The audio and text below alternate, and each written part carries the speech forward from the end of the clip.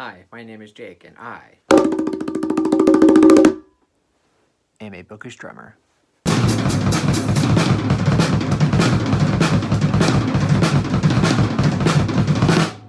So for this video, I'm going to be reviewing a terrific book that I just finished last week, and that would be Imaginary Friend by Stephen Chbosky. This is a horror novel that came out a couple years ago, and it's kind of notorious for having a very low rating on Goodreads.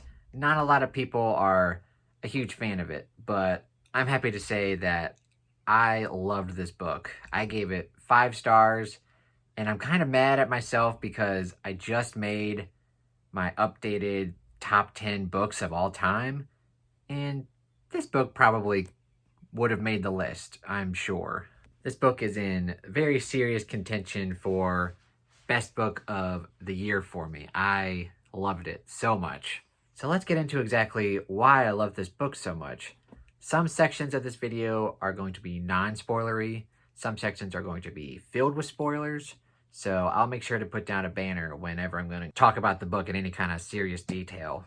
Before I get into it, I just want to quickly mention that the main reason why I read this book is because I'm a huge fan of Jessie from the channel Jessie May, and this is her favorite book of all time. I won't say it's my favorite book of all time, but it's really great, and her love for this book is why I wanted to try it out in the first place. So I just wanted to shout that out, and I'll link her review for it down below. And I know she doesn't like recommending the book because so many people hate it, but I'm here to tell her that I loved it, so thank you.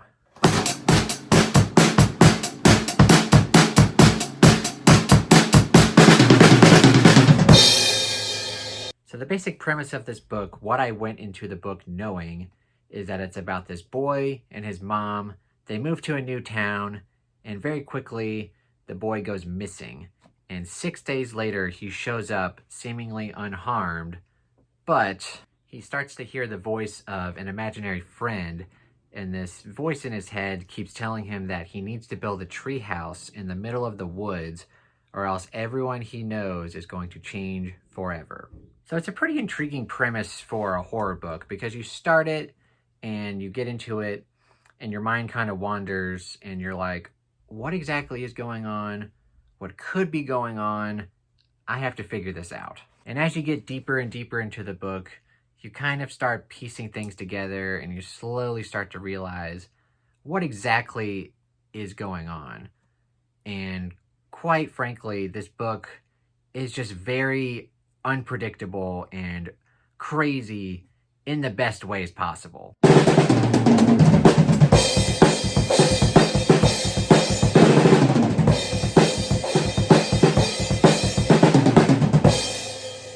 And I do love to binge books, but this is a 700-page book. I read this in 3 days, and that's even fast for me. Quite literally, I could not stop reading this book. I would read it in bed, and I would fall asleep for a few minutes, and then I would wake back up, and I would frantically try to figure out where I left off. And it was just so bingeable.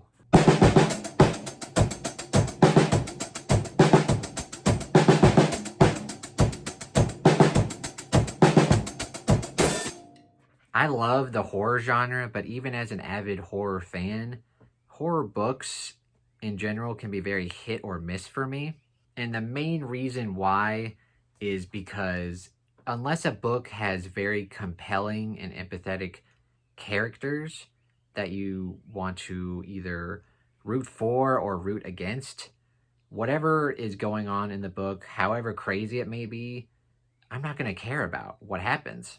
If you don't give me, the reader, any chance to empathize or care about the characters, whatever kind of bad or traumatic event you put them through in any given book, I'm not going to care about because I don't care about them.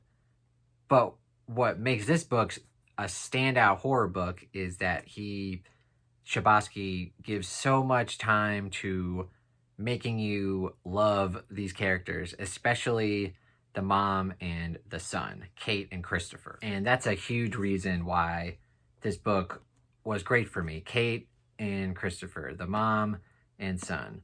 Christopher is just, I think he's like 7 or 8 in the book. He's really young and he's super sweet.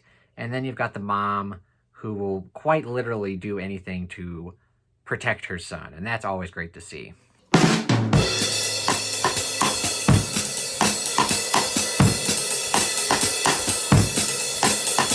But aside from the 2 main characters being phenomenal, you also get a bunch of great side characters. And one character that was a standout for me was a character named Mary Catherine. And who she is at the beginning of the book and how Chbosky develops her character and where she ends up at the very end of the book is just extremely cathartic, and I loved her chapters. And some other standout characters for me would be some of Christopher's friends. You've got the sheriff, you've got Ambrose, you've got Mrs. Henderson. You've just got a ton of great side characters in this book. And also another interesting thing about this book that could have potentially been a negative for me, but it actually worked. The way he writes it is third person, and he does a lot of head hopping. So in scenes, you're in one character's head, and then all of a sudden, you're in another character's head. And normally, I'm not a huge fan of that. I kind of like third person limited, where you get a whole chapter from just one character's perspective. But the way he weaved in and out of these different characters and their perspectives, I actually really enjoyed.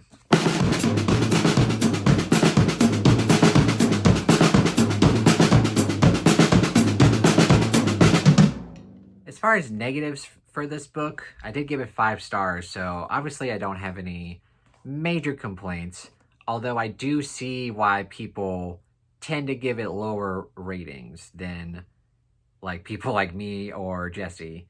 The second half of this book can feel very repetitive, especially if you're not at all invested in these characters. And normally that's a very big pet peeve of mine, is when a book feels sort of repetitive. But honestly, even though it did feel a little repetitive at times, this book was just completely batshit crazy and just unpredictable in the best possible ways. And for that, I quickly forgave it because, like I said, it was so bingeable because I had no idea what the hell was going on. And I had to figure out how Christopher and his mom were going to get out of the situation that they're in. If I did have to mention one complaint about this book, it's certainly not a perfect book, but like I said, it's one of the best books I ever read. But if I had to pick one complaint, it would be something particular to the ending. And for this section, I'll put up a spoiler warning right here somewhere. 3, 2, 1. Basically, it has a great ending, but I really wanted to see more of Christopher and Kate being reunited and them, loving each other, mother and son. I just wanted more of that for them at the end, after all the literal hell they've been through for 700 pages. I wanted to see them just live in a normal life and just, that's all I wanted, but that's not really a huge complaint for me.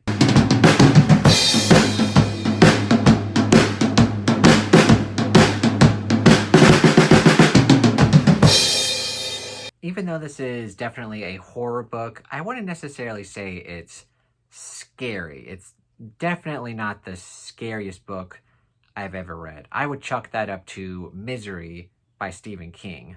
But for sure, this book is definitely anxiety-inducing at times, because the things that happen to the characters that you quickly grow to love are just... He just keeps doing things to the characters, and you just want it to stop. And it's, like I said, it's just very anxiety inducing. And the only way you can make that happen is to have a great author who's capable of making you care about completely made up characters. And that's exactly what Chbosky did.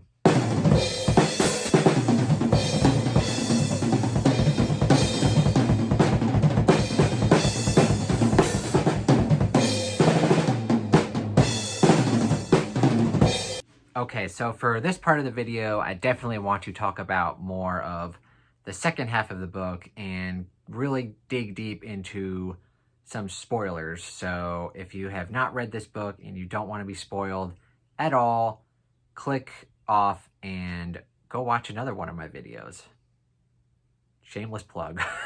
Like a lot of people, I did not foresee the author going in a completely religious direction. I did not see that at all until I got deeper and deeper into the book. And I can see why that would be a turnoff for many people, and that's probably why the book has very low ratings on Goodreads. I see a lot of people like the first half of the book, and then once those elements get introduced, they kind of tap out, or they just kind of feel lukewarm about it. But for me, I just kind of went along with it, and I was really interested to see where this author was going to take that direction.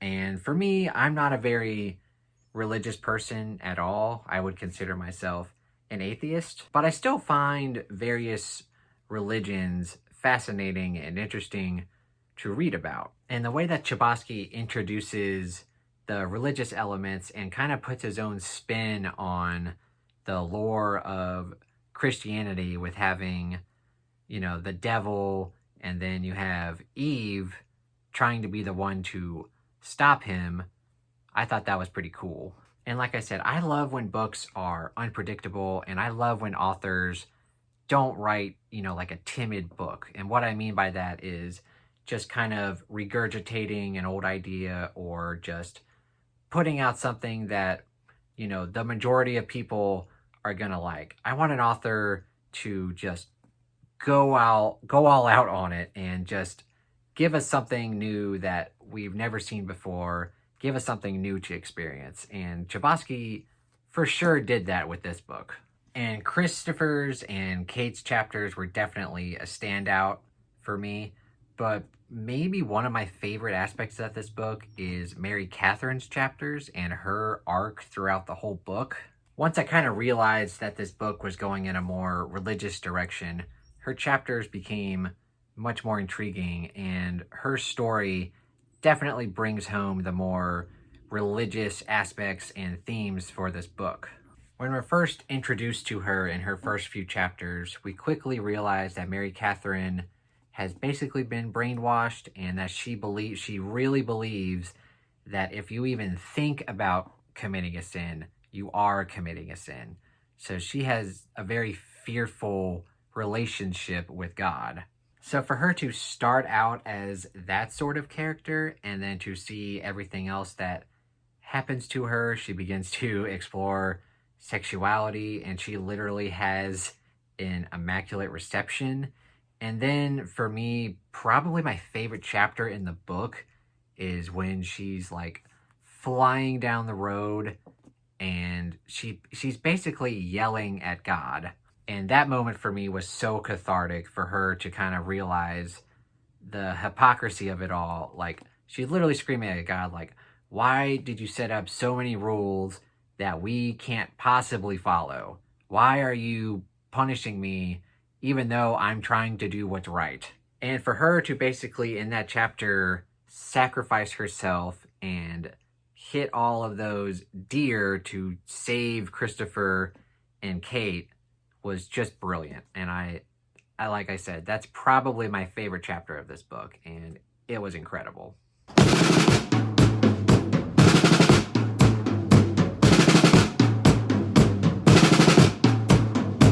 I know Stephen Chbosky says that he's a huge Stephen King fan, and he kind of mentions him at the end of this book in an interview, saying that, he was very much inspired by Stephen King to write this horror book.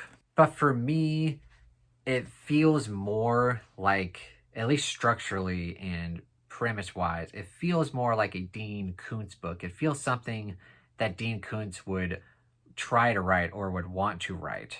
And I'll explain that a little bit more.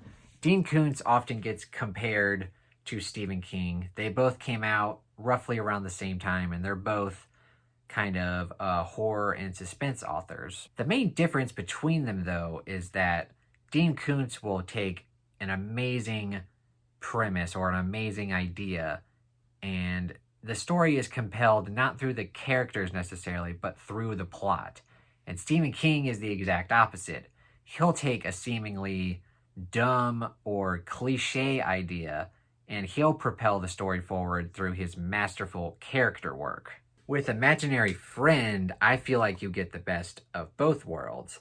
The premise for this book and the way it's structured very much reads like Dean Koontz, except the characters are what make this book, and that's what makes it feel like a Stephen King book.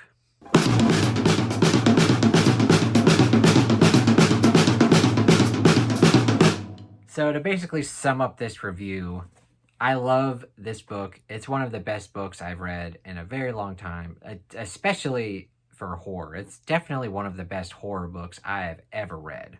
It's an easy 5 stars. Easy 5 stars. I love the premise, and I love the character works, the characters themselves, and I love how unpredictable it is at times, how bingeable it is. Like I said, I read this book in 3 days, and it's 700 pages with very tiny print, but I didn't care. It was just so good. So good. And again, I'm really kicking myself that I already made that top 10 favorite books of all time, because I'm pretty sure this would have made the list. I'm almost positive. But anyway, what did you guys think of this review? Have you read this book? What did you think about it? Do you love it like me? Or do you not like it? Or think it's just okay like the majority of people? I want to know. Please put it down in the comments. And as always, if you enjoyed the video, please give it a thumbs up and subscribe to my channel. Thank you so much for watching, and have a terrific day.